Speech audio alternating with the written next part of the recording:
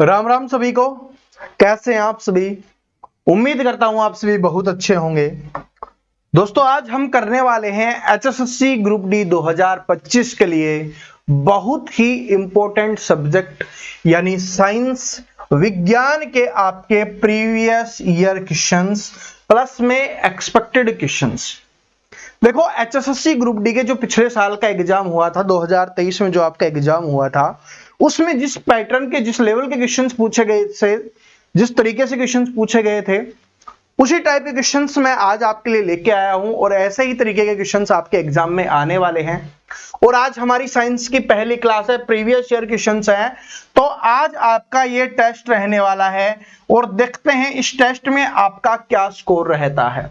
Last में हर एक student को कमेंट करके बताना है कि आपका क्या स्कोर रहा है। इससे आपको यह पता चलेगा कि अभी आपकी साइंस की तैयारी कितनी है, और उसके बाद जो मैं आपको तैयारी करवाऊंगा, मैं आपको पढ़ाऊंगा, उसके बाद जब पेपर देने जाओगे तब आपकी क्या स्कोर रहता है, तभी तो आपको मेरी वैल्यू पता चल पाएगी कि अभी हमारी इतनी तैयारी है और सर ने हमें ऐसे पढ़ाया, ऐसे क्वेश्चंस याद करवाए जो एग्जाम में आए और इस वजह से हमारा ये स्कोर रहा।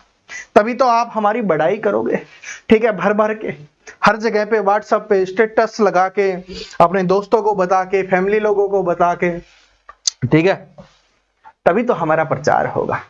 क्योंकि जो मेहनत करता है ना, उसके बच्चे सफल होते हैं।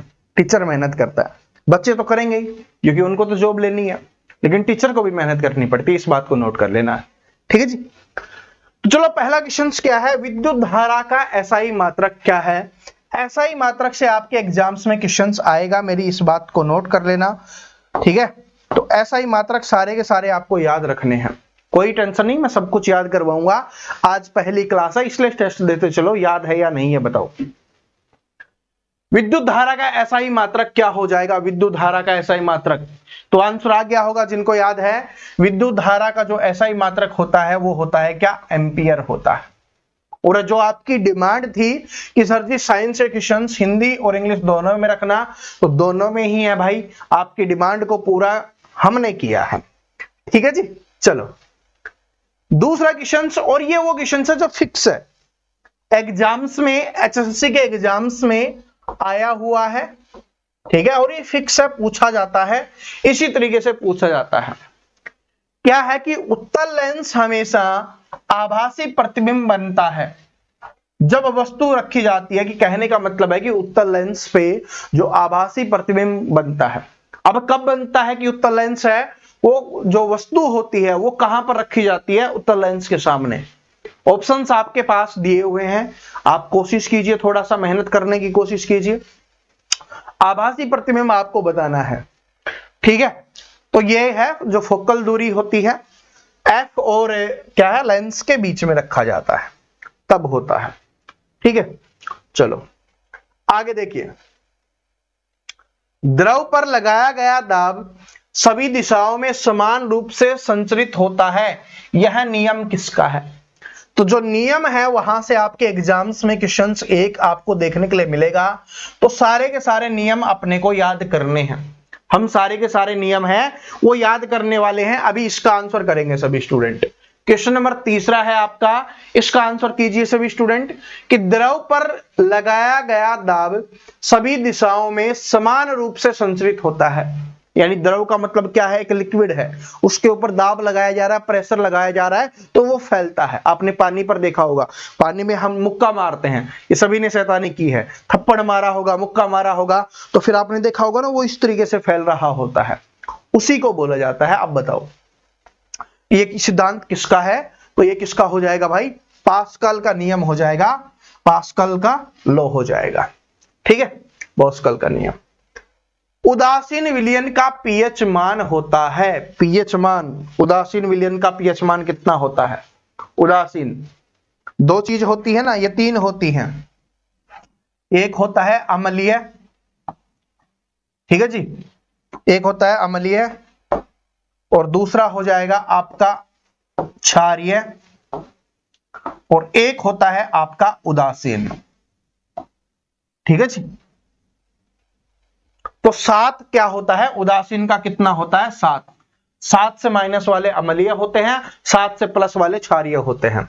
तो उदासीन का कितना हो जाएगा? 7 हो जाएगा। ठीक है, 7 से पहले वाले अम्लीय और 7 से बाद वाले क्या हो जाएंगे? आपके क्षारीय हो जाएंगे।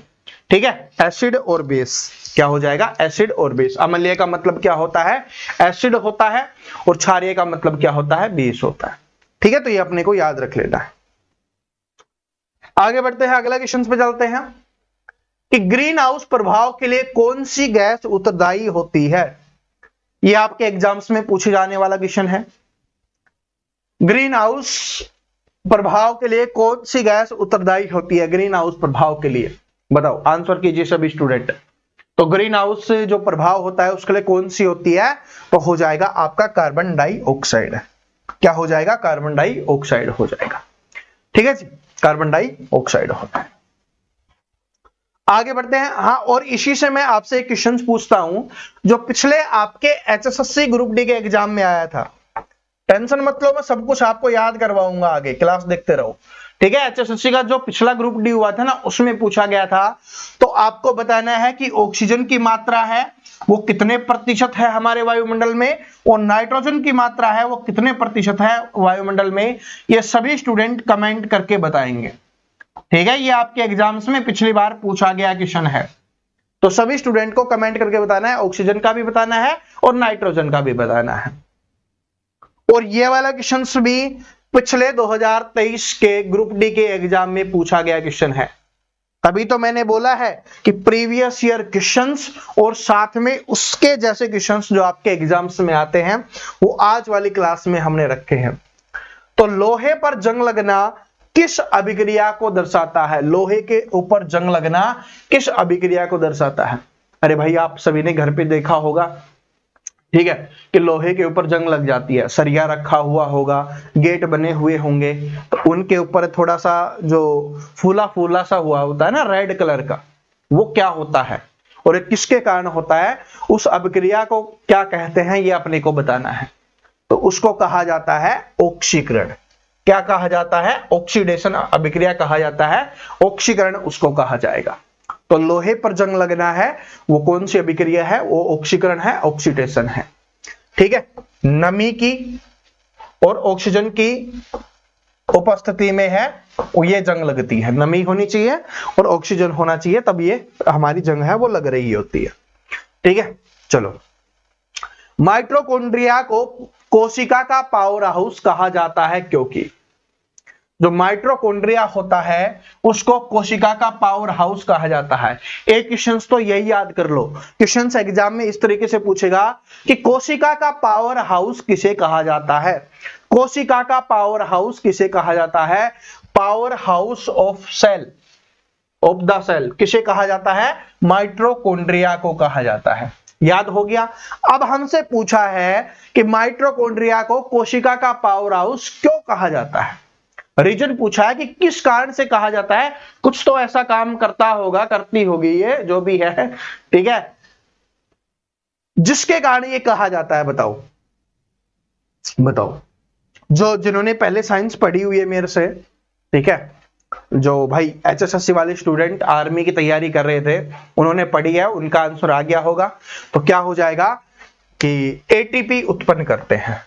ठीक है, एटीपी है वो उत्पन्न किया जाता है, जिसके कारण माइटोकॉन्ड्रिया को कोशिका का पावर हाउस कहा जाता है। और ये सबसे ज्यादा रिपीट होने वाला क्वेश्चन है कि कोशिका का पावर हाउस किसे कहा जाता है? माइटोकॉन्ड्रिया को कहा जाता है। ठीक है जी, चलो। और हाँ भाई, साइंस को ये मत समझना कि साइंस नहीं पढ़ेंगे काम चल जाएगा।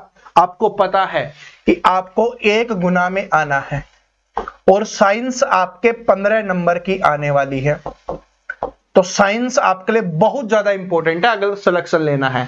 100 में से 15 हटा दिए ना तो सिर्फ 85 क्वेश्चन बचेंगे, और 85 में आप कितना मैक्सिमम स्कोर कर लो, ठीक है, सिलेक्शन होगा ही नहीं, क्योंकि कट ऑफ है अच्छी जाने वाली है। ठीक है, कट ऑफ है अच्छी जाएगी तो पढ़ने वाले स्टूडेंट का ही सिलेक्शन होगा। जो बिना पढ़ने वाले स्टूडेंट है या एक आधे सब्जेक्ट को जो छोड़ देते हैं उनका सिलेक्शन इस बार है बिल्कुल भी नहीं होने वाला। तो आपको बिल्कुल नहीं छोड़ना और मैं छोड़ने भी नहीं दूंगा। देखो, कौन सा पादप हार्मोन कोशिका दीर्घकरण को बढ़ावा देता है? कौन सा पादप हार्मोन आपको बताना है? पादप ठीक है, मन प्लांट वाला, पौधों वाला अपना है पादप हार्मोन, कोशिका दीर्घीकरण को बढ़ावा देता है, कौन सा है बताइए। तो कौन सा हो जाएगा, तो ये हो जाएगा भाई आपका जिब्रेलिन हो जाएगा। कौन सा पादप हार्मोन हो जाएगा, जिब्रेलिन पादप हार्मोन आपका यहां पर हो जाएगा। मानव हृदय में कितने कक्ष होते हैं, मानव हृदय में जो ह्यूमन हार्ट होता है उसमें कितने कक्ष होते हैं, ये अपने को बताना है। बताइए कितने कक्ष होते हैं। आपने हृदय को इस तरीके से बटा हुआ देखा हुआ होगा, अगर चित्र अगर आपने देखा होगा तो इसमें कितने कक्ष होते हैं, 4 कक्ष होते हैं। तो कितने हो जाएंगे, 4 कक्ष, 1 2 3 4। ठीक है जी, तो 4 कक्ष होते हैं मानव हृदय में, मनुष्य के दिल में। आगे चलो, बायोगैस का मुख्य घटक क्या है, बायोगैस का मुख्य घटक। ये तो हमने ही बचपन में इसके लिए एक्सपेरिमेंट बहुत ज्यादा किए थे, तो आप तो आज वाली पीढ़ी हो, आपने तो और भी ज्यादा किया होगा, नहीं किया, ठीक है। चलो बताओ बायोगैस का मुख्य घटक क्या है, तो ये हो जाएगा आपका मीथेन हो जाएगा। ठीक है जी, बायोगैस का मुख्य घटक क्या हो जाएगा, मीथेन हो जाएगा। ओजोन परत का क्षय किसके कारण होता है। जो ओजोन परत है, जो हमें सूर्य से आने वाली पराबैंगनी किरणों को आने से रोकती है, पराबैंगनी जो हानिकारक किरणें हैं ना, उनको रोकती है, किरणों को, जो किरणें होती हैं उनको रोकती है, वो है हमारी ओजोन परत। तो अगर आपसे ये पूछा जाए कि ओजोन परत है क्या रोकने का काम करती है, सूर्य से आने वाली हानिकारक पराबैंगनी किरणों को रोकती है। लेकिन उसमें क्षय हो रही है, क्षय का मतलब होता है क्या, क्षति होना या टूट जाना, कमजोर होना। तो ये किसके कारण हो रही है, ये अपने को बताना है। तो ये हो रही है CFC के कारण, क्लोरोफ्लोरोकार्बन के कारण।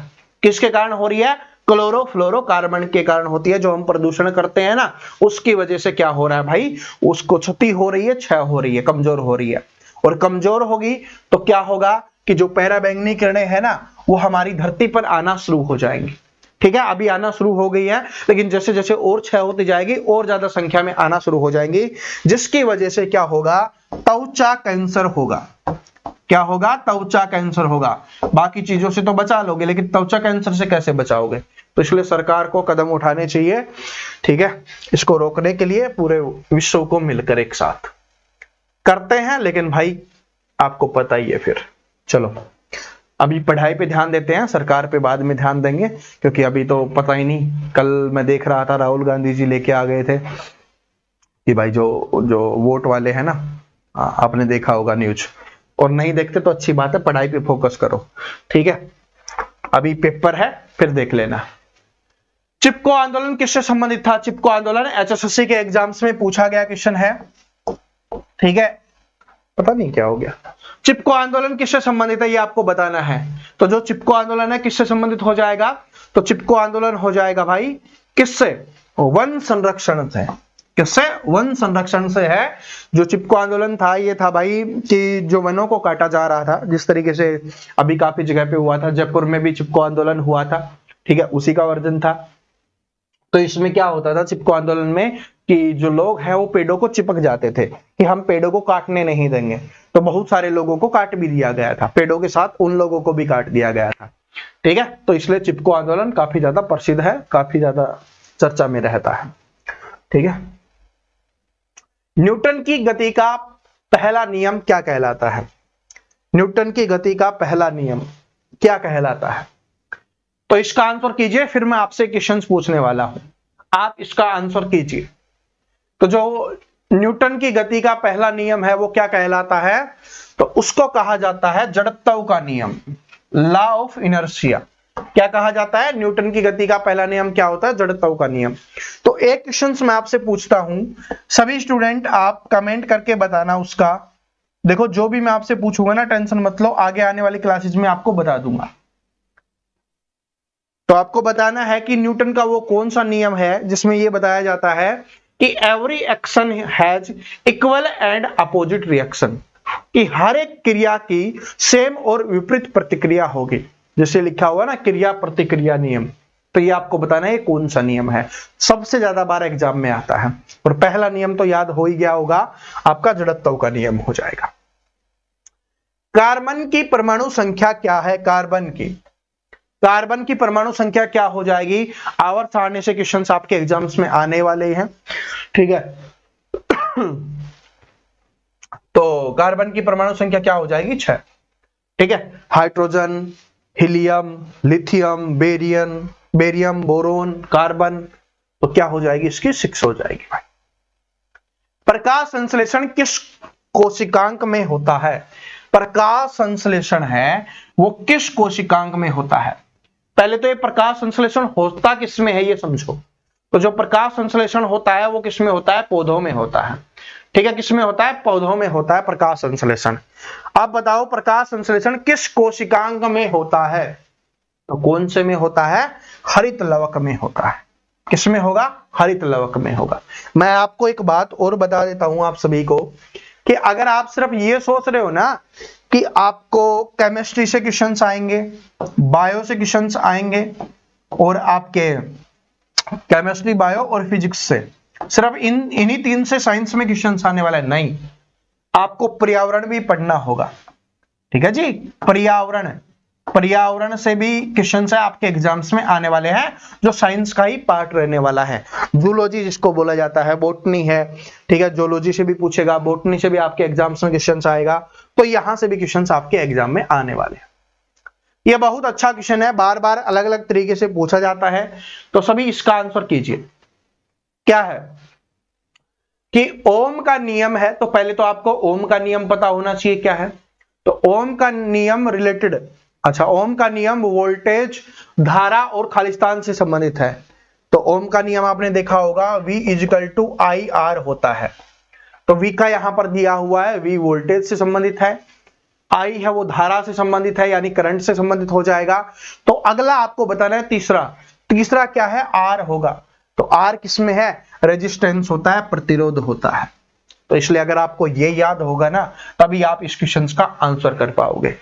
और यहां पर जो भाषा लिखी हुई है, ठीक है, मैं आप चेक कर लेना, आर्मी अग्निवीर के लिए जब मैंने पढ़ाया था, आर्मी के लिए मैंने अलग तरीके की भाषा यूज की थी, क्योंकि उसमें जिस तरीके से क्वेश्चन आता है, अब आपके HSSC में जिस तरीके के क्वेश्चन पूछता है ना, उसी भाषा में ये क्वेश्चन आपको देखने के लिए मिलने वाले, ठीक है। हर एग्जाम का एक पूछने का तरीका होता है, क्वेश्चन पूछने का तरीका होता है, एक लैंग्वेज होती है, ठीक है। आप इंडिया जीके के क्वेश्चंस देख लेना, आपके एग्जाम्स में कैसे आते हैं और बाकी एग्जाम्स में कैसे आते हैं। दिल्ली पुलिस की मैं तैयारी करवाऊंगा, ठीक है, अभी भर्ती आ जाएगी ना, दिल्ली पुलिस की मैं तैयारी करवाऊंगा, उसमें जो इंडिया जीके के क्वेश्चंस है और आप में जो इंडिया जीके के क्वेश्चंस है, दोनों में बहुत ज्यादा डिफरेंस है।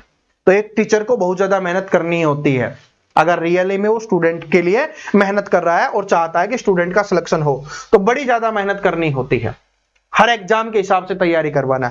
मैं एसएससी जीडी के लिए तैयारी करवाता हूं, 10,000 से ज्यादा स्टूडेंट का सिलेक्शन मैंने एसएससी जीडी में करवाया है, ठीक है। आप अपने इसी चैनल पे देख सकते हो, तो आपको दिखेगा 2021 में, 2022 में, ठीक है। मैक्सिमम स्टूडेंट 2021-22 में, क्योंकि मैंने आपको बताया ना 23-24 में मैं बहुत कम एक्टिव था, समझ रहे हो। तो ये चीज होती है, एग्जाम को देखना पड़ता है, समझना पड़ता है, मेहनत करनी पड़ती है। तो इसलिए एचएसएससी के वाले क्वेश्चन से लेके आया हूं।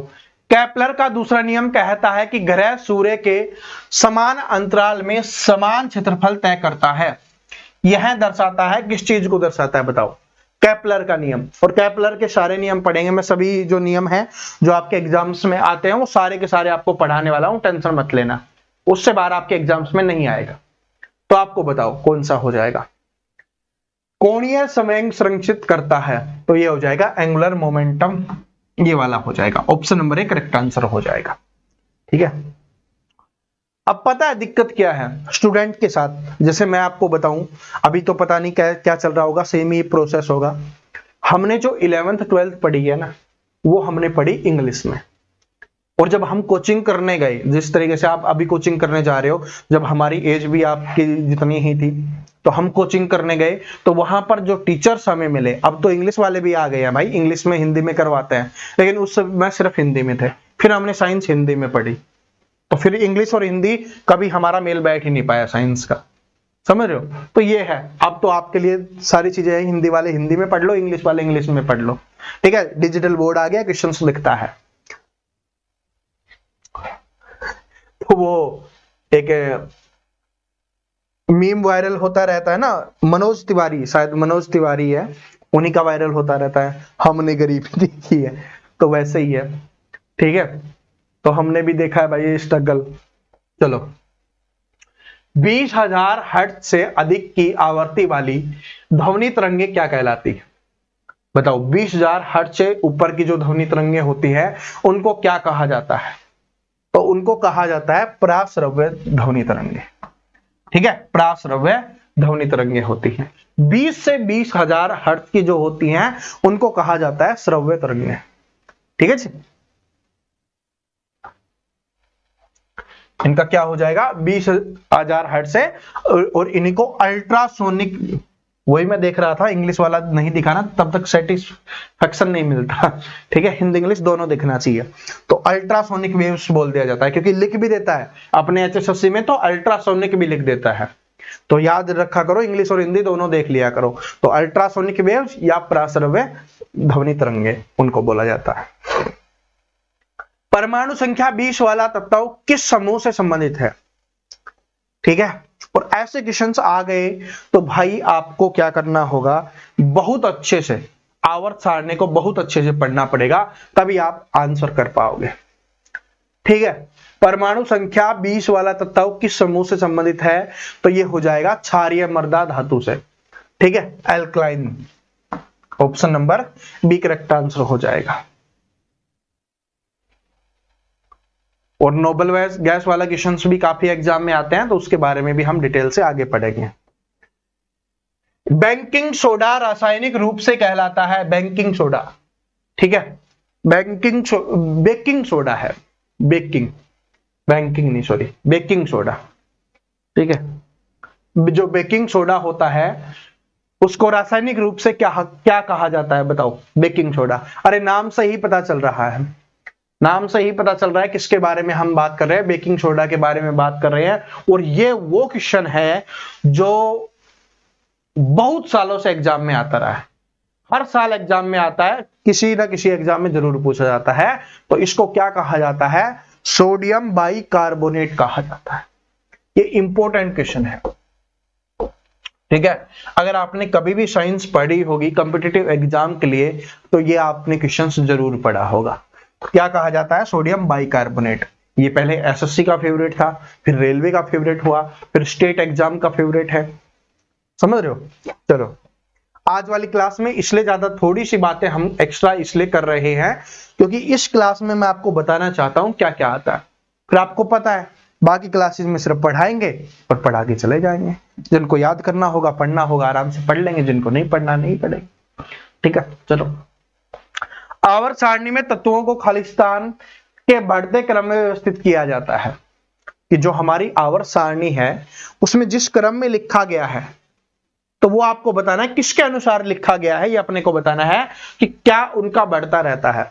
परमाणु द्रव्यमान है, परमाणु संख्या है, घनत्व है या संयोजकता है, बताओ। तो किसके अनुसार रखा गया है ये अपने को बताना है। तो इसका करेक्ट आंसर हो जाएगा आपका एटॉमिक नंबर, परमाणु संख्या के अनुसार।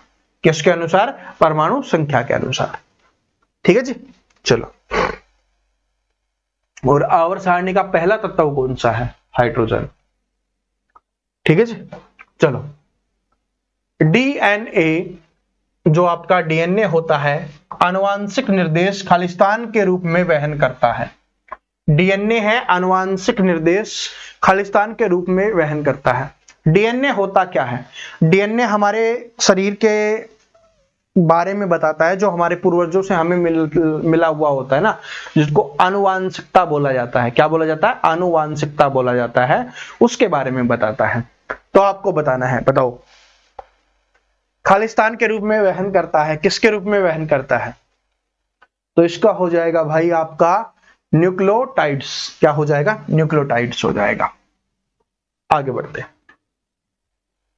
ठीक है, और लास्ट में कमेंट करके जरूर बताना है, कहीं भूल गए हो, कहीं गिन ही नहीं रहे हो, कहीं तो ये क्वेश्चन 5-7 पे अटक गई हो बात। ठीक है, कोई बात नहीं, 5-7 पे भी अटकिया तो कोई दिक्कत नहीं है, साइंस में अच्छा स्कोर करोगे। बस मैं जो क्लासेज डालू ना वो देखते रहना, क्योंकि मैं इंपॉर्टेंट क्वेश्चन ही लेके आऊंगा, ऐसे क्वेश्चन नहीं लेके आऊंगा जो आपके काम ना आए, आपका टाइम वेस्ट करे। ठीक है, कोशिका का ऊर्जाग्रह है, कोशिका का ऊर्जाग्रह, पावर हाउस ऑफ सेल, अभी तो हमने बात ही की थी इसके बारे में, अभी हमने डिटेल्स इसके बारे में बात की थी कि कोशिका का पावर हाउस किसे कहा जाता है, और हिंदी में देख लो पावर हाउस वहां पर लिखा हुआ था, यहां पर ऊर्जागृह लिख दिया। ये एचएसएससी के क्वेश्चंस, लैंग्वेज उठा के सुलटा दिया। हमेशा बाकी एग्जाम्स में पावर हाउस ही मिलेगा आपको, लेकिन एचएसएससी आपका ऊर्जागृह लिख देगा। तो ऊर्जागृह कौन सा बताया था? Power house mitochondria.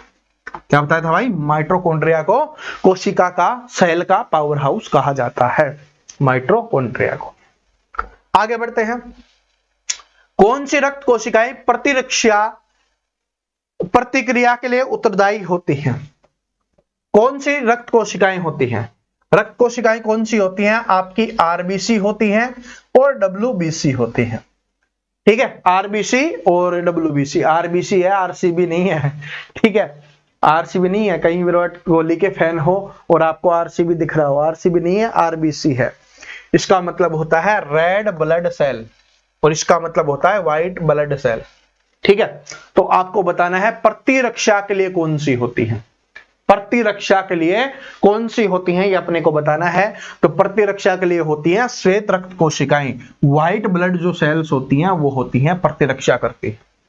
ठीक है, बनती रहती है, खत्म होती रहती है, रोगों से, जो रोग होते हैं उनसे लड़ती रहती हैं। ठीक है, तो ये क्या है? बनती रहती है और ये प्रतिरक्षा करती है, रक्षा करती है। समझ रहे हो? शरीर की रक्षा करती है बीमारियों से, ऐसे समझ लो बस। पारिस्थितिक तंत्र में ऊर्जा का प्राथमिक स्रोत क्या है? The primary source of energy in an ecosystem is. तो ये आपको बताना है कि जो पारिस्थितिक तंत्र में ऊर्जा का प्राथमिक स्रोत क्या होता है। प्राथमिक स्रोत का मतलब होता है पहला स्रोत, मेन स्रोत आप जिसको बोल सकते हो। पहला स्रोत कौन सा होता है? तो जो मेन ऊर्जा मिलती है वो किससे मिलती है? वो मिलती है सूर्य से। ठीक है, किससे मिलती है? सूर्य से मिलती है भाई। किससे मिलती है? सूर्य से मिलती है। तो option number B correct answer हो जाएगा। और ये एग्जाम्स में बार बार आता है कि सूर्य से हमें कौन सा विटामिन मिलता है। ठीक है, बिना कुछ खाए पिए मिलने वाला विटामिन कौन सा है? तो विटामिन डी मिलता है। और विटामिन डी की कमी से कौन सा रोग होता है? विटामिन डी की कमी से रिकेट्स नामक रोग होता है, जिसकी कमी से क्या हो जाता है? हड्डियां हैं वो कमजोर हो जाती हैं। ठीक है जी। तो जो सुबह सुबह का होता है ना धूप, उसमें बैठना जरूरी होता है। ठीक है, और धूप ले लिया करो। पहले तो भाई बहुत ज्यादा खेलते थे, ठीक है, आज तो आप फोन में खेलते हो। तो हमने तो बचपन में ज्यादा विटामिन डी लिया हुआ है, अब तो कहाँ समय मिलता है, और मिलता भी है तो नहीं लेते। आपकी तरह हम भी घुसे रहते हैं कमरों में। चलो, जैविक आवर्धन खालिस्तान की सांद्रता में वृद्धि को दर्शाता है, ये अपने को बताना है। ठीक है, किसकी वृद्धि को दर्शाता है ये आपको बताना है। बताइए, आंसर कीजिए, आंसर कीजिए सभी स्टूडेंट। तो क्या हो जाएगा? जैविक आवर्धन है, बताओ। जैविक आवर्धन वाला बताओ भाई। किसको? जो टॉक्सिक चीजें होती हैं, विषाक्त पदार्थ होता है, यानी जहरीले जो पदार्थ होते हैं उनके लिए। ठीक है, और आपके जीवन में जो टॉक्सिक लोग हैं ना, जहरीले लोग हैं, जो आपको बोलते हैं कि तुझसे तो नहीं होगा यार, इतना कंपटीशन है, नहीं कर पाएगा, तेरे बस की नहीं है, वो इतना होशियार था वो ही नहीं कर पाया। जो टॉक्सिक लोग हैं ना, उनको निकाल दो बाहर कि भाई ठीक है, ओके, तेरे को ये लगता है, ठीक है, तू साइड हट, मैं पेपर के बाद ही तुझसे मिलूंगा और करके दिखाऊंगा।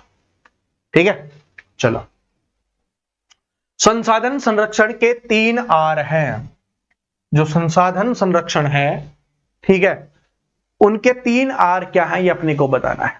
जो संसाधन संरक्षण के 3 आर क्या है। अब 3 आर कौन कौन से हैं? ठीक है, बताओ। सभी में तीनों का ही दिया हुआ, बताओ। तो क्या हो जाएगा भाई? कम यूज करो।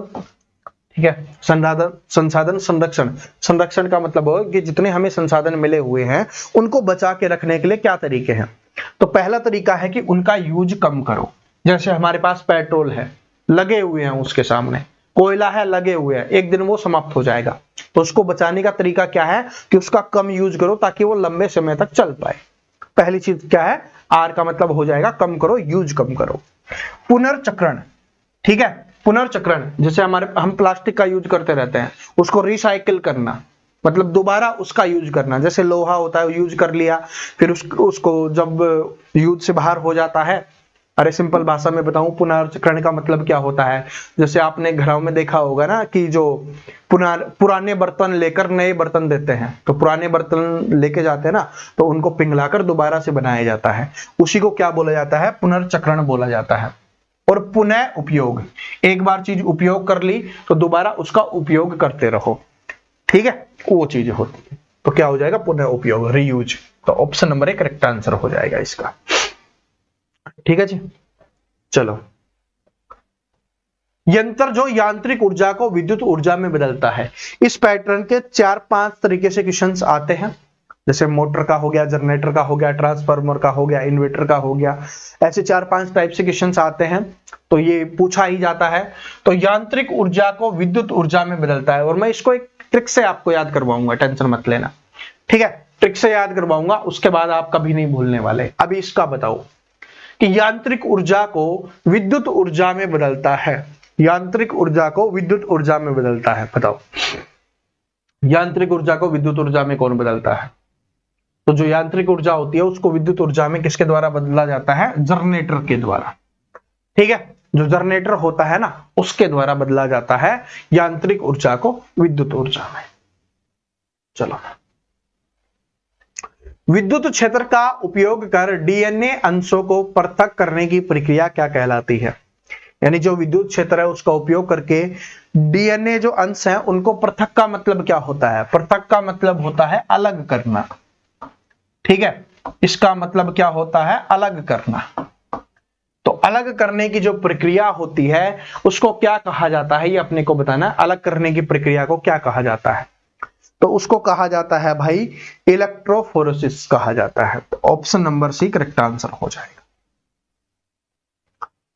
आगे बढ़ते हैं, और देखो एक बात और है, आज वाली क्लास में मैंने अच्छे लेवल के क्वेश्चंस रखे हैं।